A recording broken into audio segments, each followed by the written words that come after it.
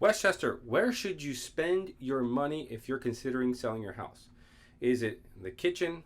Is it the bathrooms? Is it the floor? There's a different perspective I want to share with you. So for those of you that don't know me, my name is Jose. I'm the owner of the Westchester Group, MiamiWestchester.com, the Westchester Magazine, a bunch of other publications you see here. And I focus exclusively in Westchester. So we're going into our busy season, which is the summer months.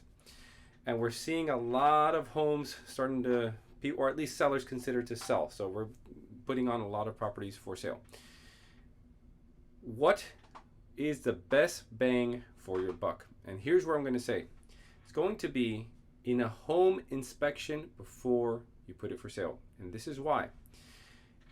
If you can identify everything in your property for sale, in your property that needs to get fixed before it goes for sale, you can do one of two things. You can repair it, or you can disclose it and accept offers as is. One of the toughest things when you select a buyer is going through that inspection period and hoping that there's nothing wrong with the home.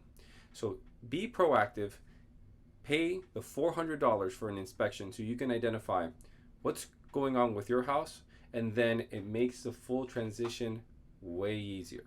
So that's the tip that I'm going to give you today.